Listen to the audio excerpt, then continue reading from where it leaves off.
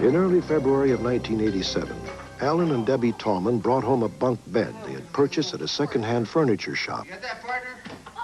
They assembled the bed and stored it in their basement. That's right, didn't we? Well, look at... When the bunk bed was moved upstairs, it marked the beginning of 9 months of horror for the Tallmans. From the moment the bed was first slept in, the house appeared to be haunted by spirits that terrorized first the children, then the entire family. You're getting so big for Daddy. I was afraid for my life. I also was very afraid for my family. I had visions of coming home from work and actually seeing my family destroyed, brutally murdered or just laying there dead. The house where the Tallmans lived had no known history of hauntings, and the Tallmans had never in their lives given ghosts a second thought. They are regular churchgoers. Debbie is a housewife and mother, and Alan is shift supervisor in a manufacturing plant. They are credible and responsible citizens, but their paranormal experiences have left them deeply scarred. They ask that actors portray them in this story and that their children's real names not be used. The Tallmans feel they were in a battle with forces they do not understand, a battle they were destined to lose. Horicon, Wisconsin is a small farming town of 3,800 people. It is a safe and prosperous place, hardly the spot one would expect to have a terrifying encounter with the supernatural.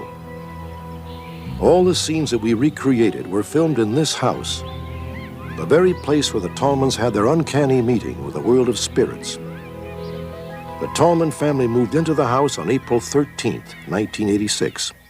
Well, yeah, it was our dream house because, you know, it was something that we figured we were going to be there for a long time, you know, and it was a dream house. Are you feeling any better? Within weeks, the Tallman children, who had rarely been sick, began to fall ill. Can you just put that in there just a little bit longer, honey? After we moved into the house, it seemed like our children were sick all the time. We had them into the doctor's office. Sometimes I would have all 3 of them in a week. In late May of 1987, Debbie and Alan moved the bunk bed they had bought upstairs. That night, the Tallman's son Danny was sleeping in the room next door to the bunk bed. Fishing, okay? Good. Have a good night. Okay. The bedrooms had been rearranged, and Danny had inherited his parents' old clock radio. On this night, the radio seemed to take on a life of its own.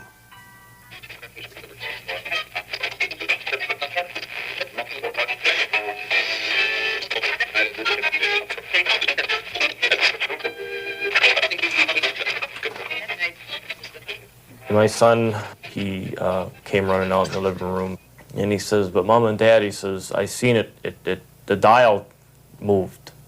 He said the indicator went from one side to the radio to the other.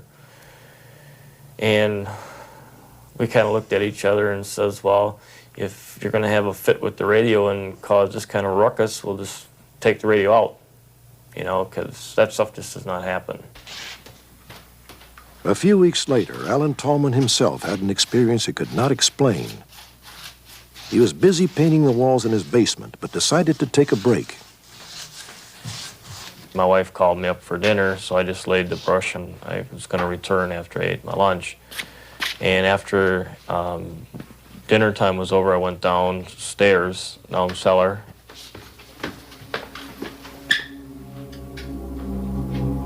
And the brush was in the paint pail with the bristles sticking upright in the paint pail. I figured there was something strange why this happened, why the brush got into the paint pail, but still I wouldn't accept that my house was haunted. Got with eyes. The Tallman's 2-year-old daughter was sleeping in the bunk bed. She began to see things in her room. At one time, my daughter had talked about a witch behind her door and the fire. A lot of it was fire, and we had never mentioned it to our son at all. And then I'd say probably about a month later, he had said, "Mom, I saw an old lady standing by my door." And he said that she glowed like fire. At this point, I began to think that our house was probably haunted. Sit down and let's talk all this out here. The Tallmans were desperate. They turned to their family pastor. He felt the presence of evil in the house and thought they might be the victims of the devil.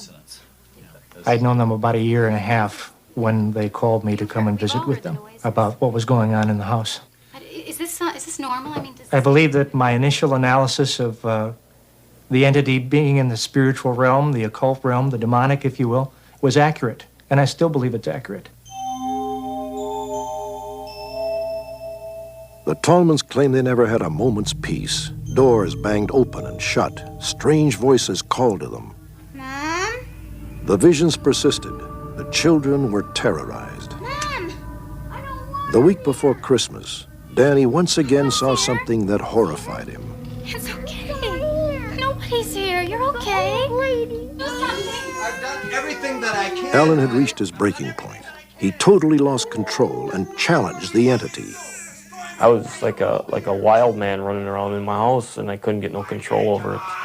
Come out of there! Show yourself to me! I started yelling on the top of my voice. I said, "What's ever in our house, would you please leave my children alone? And if you want to fight, fight with me." 3 weeks later, on January the 7th, Alan Tallman returned home from working the late shift around 2 a.m. Outside the garage, he heard an eerie, howling sound. He went to investigate. It started out real soft, and then it got real loud. It was a real strong howling of wind, but it was quiet outside. And a voice came out of the howling, and it says, "Come here." I ran around the sides of the house, looking to see if anybody was there, and I couldn't see nothing. So I went back to the house steps, and the vacuum of the wind started up again. It started out real soft, and it got real loud. And the voice said, "Come here," and it just kept on saying, "Come here, come here." And I focused onto the garage door, and I seen a glow. And I run. I got scared, and I ran. And I ran to the house, and I opened the door, and I set my lunch pail on the floor. I locked the door, and I stood there for a brief couple of seconds, and I says, "Oh my God, my garage is on fire." And I ran back out on the porch, and I looked towards the garage, and there was nothing. The garage was just as normal as when I came home from work. So I quick went back in the house, and I closed the door and deadbolted the door and locked the door. After I had the door locked, I reached down to pick up my lunch pail, and this thing hurtled it right through the living room.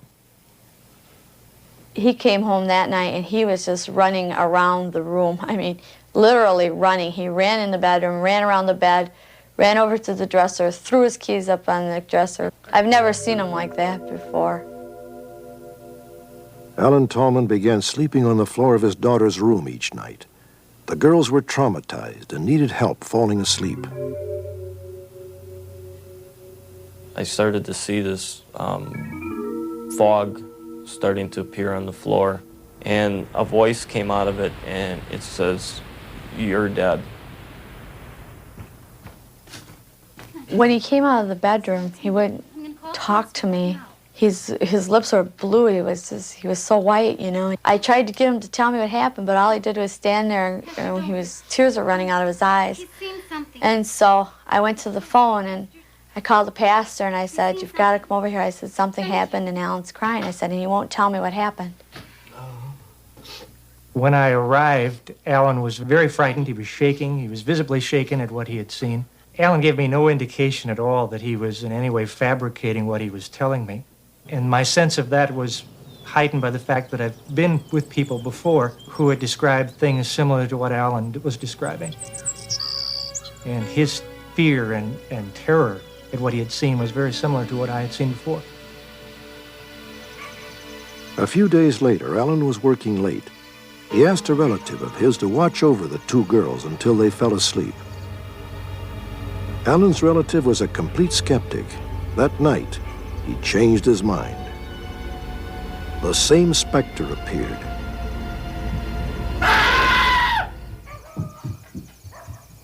What is it? The relative came out of the bedroom, and I said, "What happened?" And he was scared. I said, "Where's the baby?" He goes, "Back in the bedroom." I said, "Get her." I said, "We are leaving this house." I said, "I am never coming back to this house." I said, "I don't care." I said, "I have had it. I can't handle this no more." That night, Debbie fled from the house she had thought would be her dream home. Hurry up! Run!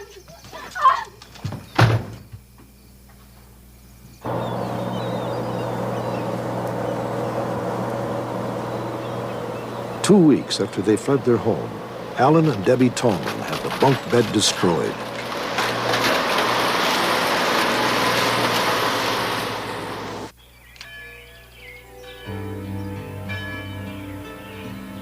After we left the house, everybody asked us, "Can this follow you?" I never thought it could happen the first time. So I don't know if this is the end of the story.